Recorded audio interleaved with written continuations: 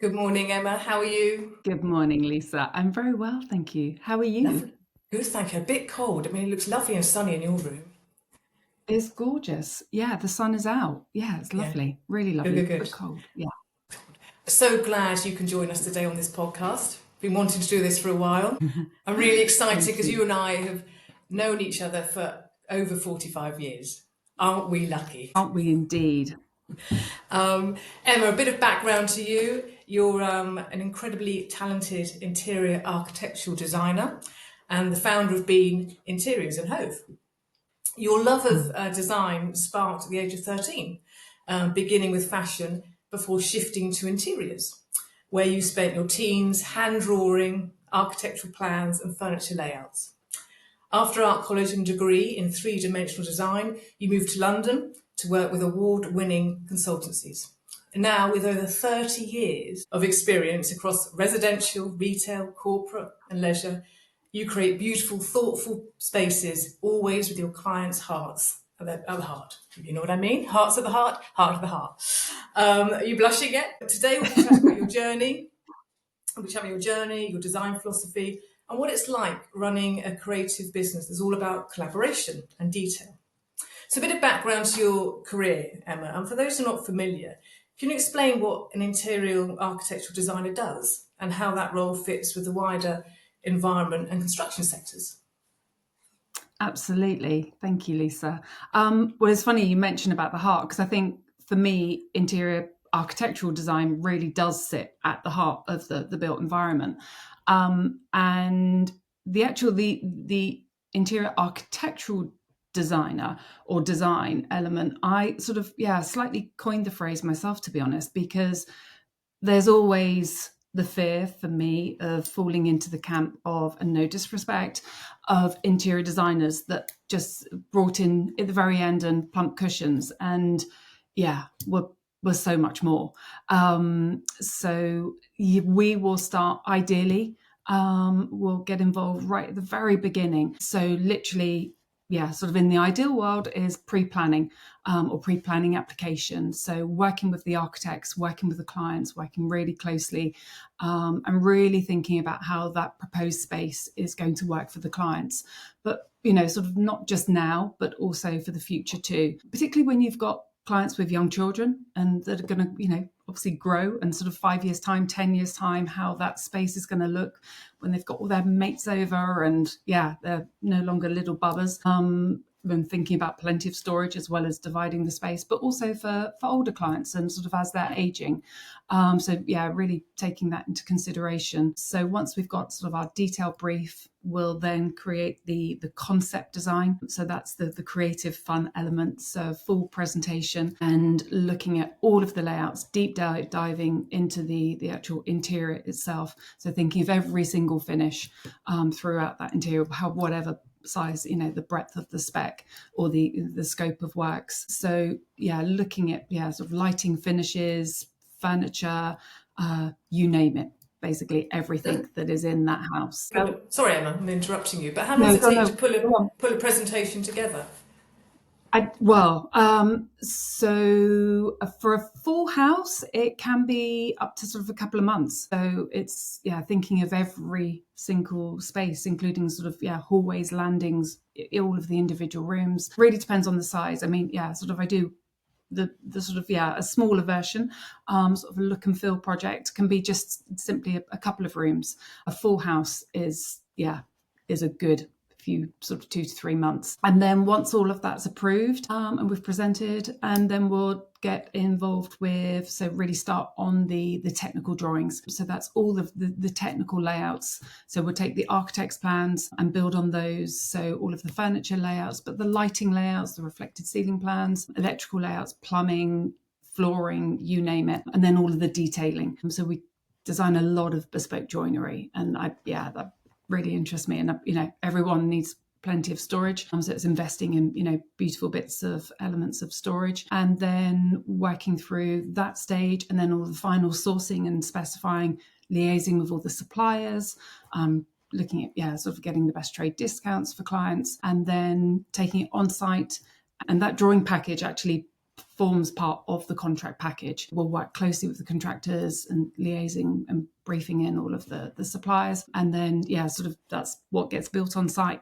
And then ultimately it can be taking it all the way and overseeing on site and being part of that sort of, fortnightly site meeting and overseeing sort of all of the installations, furniture installations. And for a full turnkey service, it can be making beds, hanging all the pictures, making sure those finishing touches, all of the soft furnishings. It can be plumping the cushions, hanging the curtains. Everything is completed, and then handing the keys to the new front door.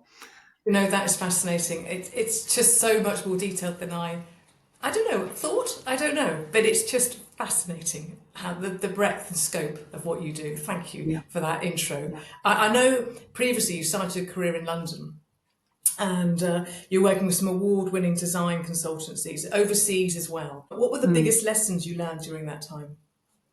Oh my gosh. There were so many. Not forgetting, obviously, in my early career, I was pre-digital. So on the drawing board, great big A1 drawings, there was scalpel. If you made a mistake, scratching out the all the lines, having to redraw, and even things like taking surveys, going to site, measuring up just with your trusty tape measure, and always having someone to make sure you can assist you rather than lasers or scanners that can scan the whole room now. So lots of resilience and resourcefulness, and remembering to it's like the old adage of sort of measure twice, cut once, but making sure I had all the information, but also the pace and the pressure.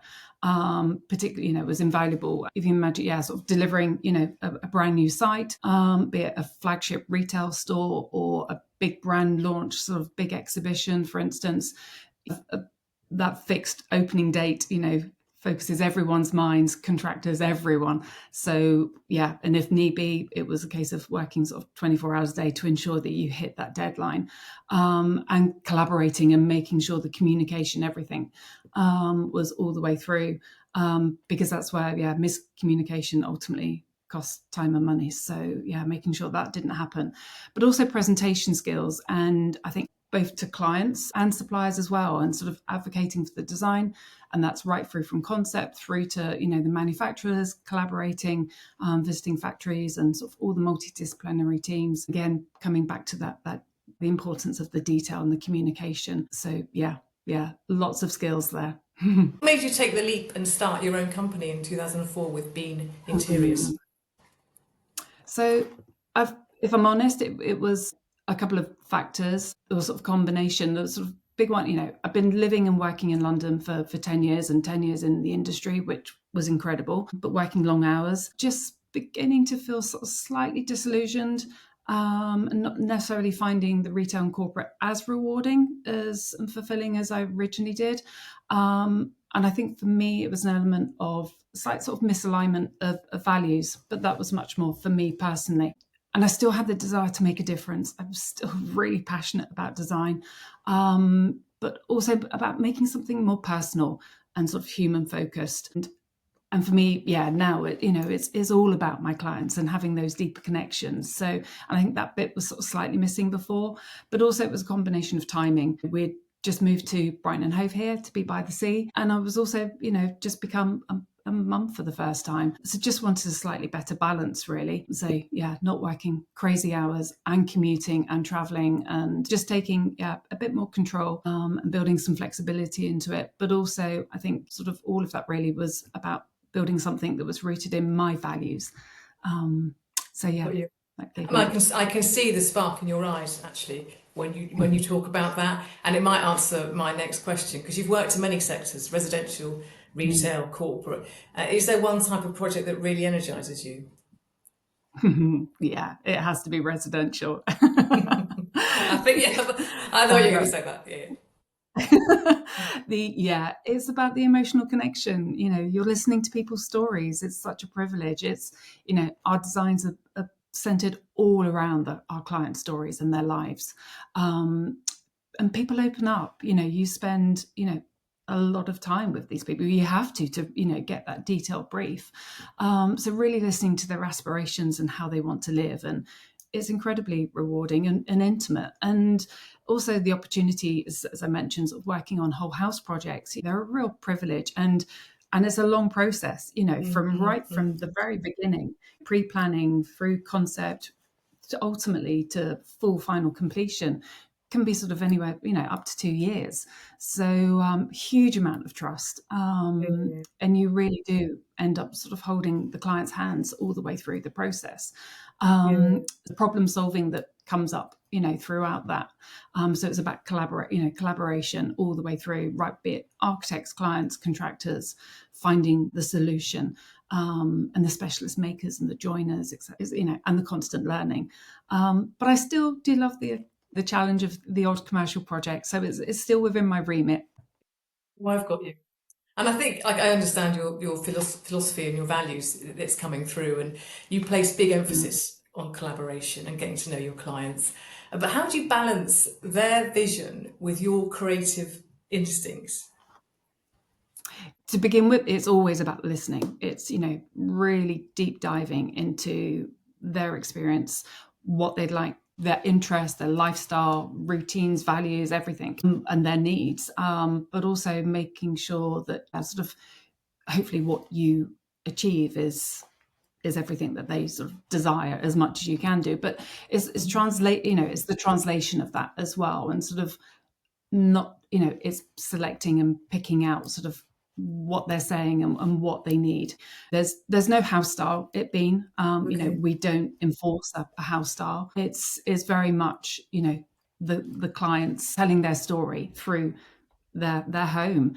But it's also about sort of refining that, those their vision, and making sure you deliver something that's timeless. And sometimes it's with a bit of gentle guidance as well. Yeah, what do you do when you think, oh, that is hideous? I mean, what's your poker face? Do you sort of say, just thinking out, I'm is not that very not good at quite that. right? Oh, no. I think sometimes the biggest challenge actually is, and I've had it, a number of times, is actually when you've got couples that have come together sort of more recently, and be it second marriages and they've both got their belongings, and it's like they hadn't quite worked out what their style is together, and so is starting right back of the drawing board, and working for a process of like, okay, and it has been known to sort of deliver a number of distinct looks that come, after really honing into sort of what they like and don't like, and then finding something that, be a bit of this and a bit of that, and bringing a style that, brings them both together. That's the bit I love. Yeah, got you. I can see it. I can see it in your eyes. Yeah. Another thought I have is that sustainability and conscious design are becoming more important. How do these values show up in your work? Yeah, sustainability is really important for me personally, but also for being interiors. And we're constantly learning and looking to improve on that as well. So always designing with sort of longevity in mind. And it is about educating clients as well. That's definitely still required at the moment. So part of that sort of deep diving to be with is looking at what they have existing, and actually, okay, let's see what can be adapted, what can be reupholstered, upscaled, converted, whatever that is, potentially just trying to reduce the waste, landfill, items going to landfill. But if it's not suitable for this project, then let's sell it on, for charity or whatever. Also, selecting natural, durable materials, low VCO materials, so volatile organic compounds, so be it paints and fabrics, carpets, supporting local suppliers, trying to reduce the miles. Also investing, if there are those big purchases, it's making sure they're investment pieces, they're heirloom pieces. Got you. Rugs, or just if items are coming from afar, then be it handcrafted beautiful rugs in India, that they are handcrafted and they are heirloom pieces, they're investment got pieces. You. So Got you. it's taking all of those really, sort of making a difference. Cool, thank you. Yeah. Something I'd like to ask you about is professional growth and recognition, and congratulations, big congratulations, Emma, on recently becoming a registered interior designer and a full member of the British Institute of Interior design, BIID. What does this recognition mean to you personally and professionally? Thank you. It's huge. It's huge on a personal milestone after 30 years in the business. It's both validating and affirming. The BID is the leading sort of accreditation in the industry, and its ethos has always reflected the way I've worked. Honesty, transparency, responsibly, and client focused. It's very much in terms of the interview process. It was very much focusing on the professionalism, the ethics, competency, compliancy, and sort of ensuring the highest standards rather than necessarily your design portfolio. Mm-hmm. So that's incredibly important to me. So, and hopefully reassuring to my clients as well going forward that my commitment to maintaining that design standard, but also the big part was the ongoing CPD, and that continued learning is essential. And how does that develop, this CPD? What do you have to do for that? So I've got one this afternoon, actually. Okay. So there's a number of points that you have to meet per year. So there's sort of 2 levels. So I mean, purely from attending trade shows to attending webinars, but there's a whole variety. They're easy to get, and actually it's a fantastic tool. So I'm sort of been signing up for loads, but it's really enjoyable. Well done, brilliant. With your industry, like any, there's challenges, there's insights, and interior design has changed so much over the years. What do you think are the biggest challenges facing designers in your industry today? I think probably managing expectations, to be honest, on a number of levels. A big one, particularly, in the current market, is budget constraints. And balancing, the client's initial vision of, their desire of making sort of positive impact and quality materials against all the rising building costs.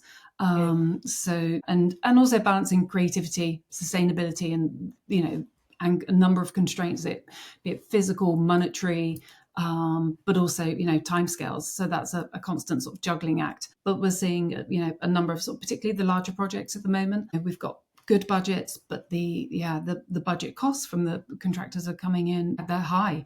So it's lots of sort of value engineering exercises sort of going on. That really is back to collaboration. So getting all of the key players, client, contractor, architect, myself, all around the table, and okay, how can we make some savings here?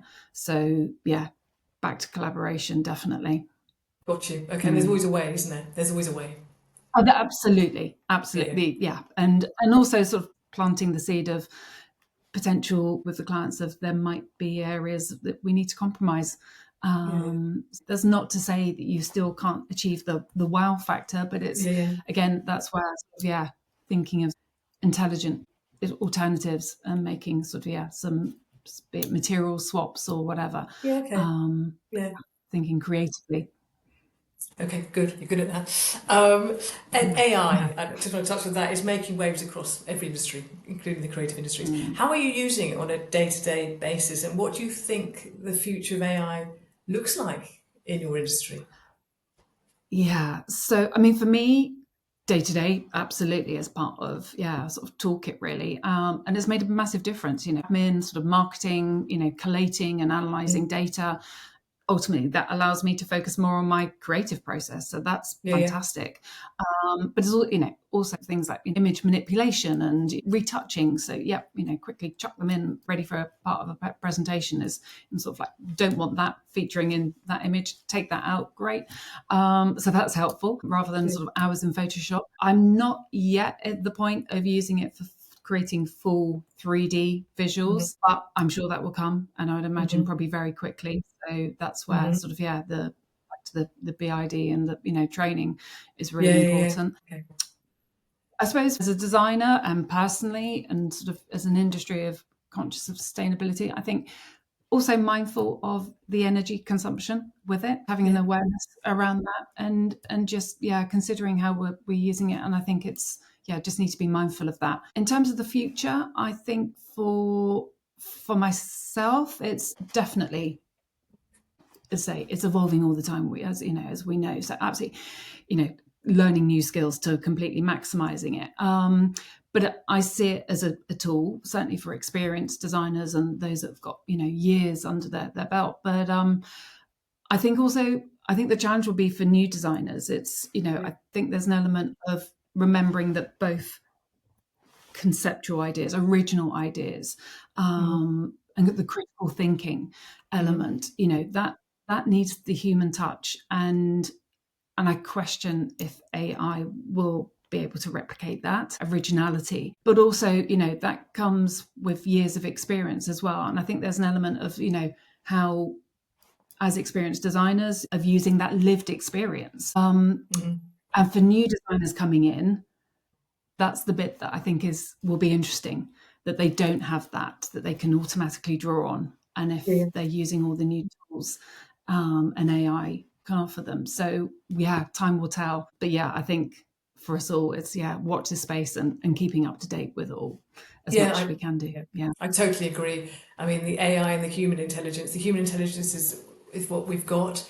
I was at a conference recently, we were talking about AI, and it was all based about work with it, understand it. It's your buddy, it's your mate, and challenge it if you think it's wrong, call it out.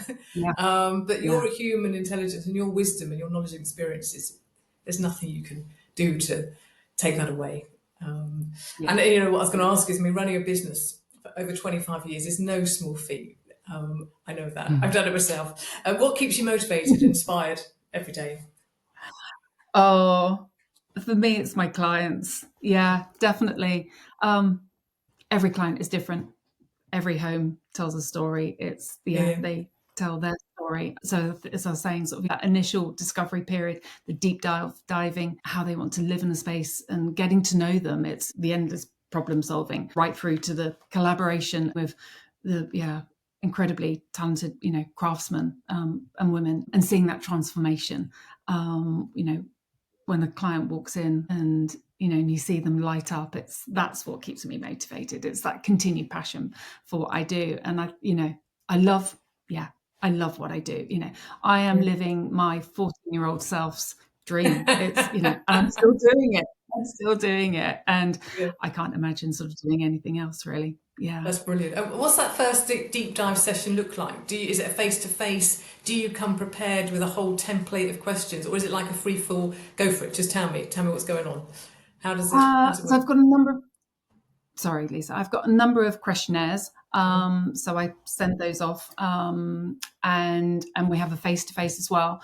Once I've sort of gone through everything, then it's about spending time. And it was really interesting, actually, sort of during COVID, because I had one of my sort of really big projects happened. I was appointed during very early stages of COVID. So we were just meeting on Zoom. They were living in their existing house. They'd purchased a new property. They'd never lived there. It'd been sort of derelict for a bit of time as well. I remember we had one meeting at the house, in mask, keeping distance. It was snowing outside. The house was freezing. I wasn't going into their existing home, so absorbing, their current environment. And when I started the concept, as much as I, filled in the questionnaires and, had all of that information, but it wasn't until I started the concept, it wasn't flowing. And I was like, okay, I need to spend some more time with them. So having those conversations, really. Yeah. Okay, that's really insightful. Thank you. What's been one of the most rewarding moments in your career so far? I think most recently it would have to be the BID membership. That's meant a huge amount after being in the industry for so many years. Also, I think, there's an element of, for me, it's every time you see those clients visibly moved at the end of a job, and that is just everything. And knowing that you've, hopefully not only you've hit the mark, but hopefully exceeded their expectations as well. And I always say the biggest compliment for me is when they have their friends and family come over, and them to comment and be like, "Oh my gosh, this is so you. This is like, it fills them." It's hopefully that absolutely it tells their story. Brilliant. Thank you. And what's your hopes and plans for being over the next few years? What are you hoping for? Continuing to work with really lovely clients on sort of high-end, lovely residential projects, bespoke story-led design, turning their house, be it their new home or existing, into a home, as well as developing those sort of deeper collaborations with suppliers, with makers. That's that constant learning I absolutely love, is very much that collaborative process. I think also working closely with the BIID, it's obviously just the beginning of the journey, so that's exciting. I'm just in the throes of updating my website, so that's to come in. And then potentially introducing a sort of more rediscovered passion for me. I know I've spoken to you a bit about this, Lisa, but in the form of ceramics. So I've only been doing it a year, but it's always been a passion. I did it at night school when I was at art college randomly. I used to come home and then do a night class once a week. And I've always been passionate about ceramics and arts in general, but always was drawn to the ceramic part of an art gallery. I'm playing once a week, getting my hands messy. So potentially as an offshoot for Bean Interiors, being at home, offering handcrafted objects for your home. So I've been doing it for a year and I can't quite believe it, but our amazing tutor has organised us and we've got our first group exhibition next March. We'll see how that goes, but pressure's on. Where's the exhibition? It's locally. It's here in Brighton and Hove, in the Phoenix Centre, which is where my very first classes were. There's an amazing exhibition space. So ironically, we used to be in the class next door to it, and we'd hear all these like private view going on, and be like, "Oh my god, what's that?" And then suddenly it's like, "Oh my god, that's going to be us." How exciting! Do keep us posted. Okay, wonderful. Thank you, Emma. Finally, I'm always fascinated about personal values and drivers. And what's the top of your personal values and drivers, and what gets you up, motivated and flying every day? So values, gosh, curiosity, connection, integrity, creativity, and authenticity. I think there's an element for curiosity, it's about staying open, playful, and always ready to explore. Integrity, making sure that everything I do is right, even if it's not always following the easiest path. It's connection with my clients, with people, designing with emotional and sensory intelligence, and creativity, bringing imagination and artistry to everything I do. And in terms of being authentic, it's leading with honesty and realness, always really. And we've got a little strapline at it being, which is rooted in purpose, designed with care, and grown with intention. And I think that really summarises everything that Bean Interiors is about, really. That is superb. Thank you, Emma, so much. It's been so great chatting to you. Really enjoyed it. Really good. Pleasure. Thank you. Thank you. Pleasure. Pleasure. See you again. Cheers. Bye-bye. Yeah, brilliant. Thanks, Lisa. Bye.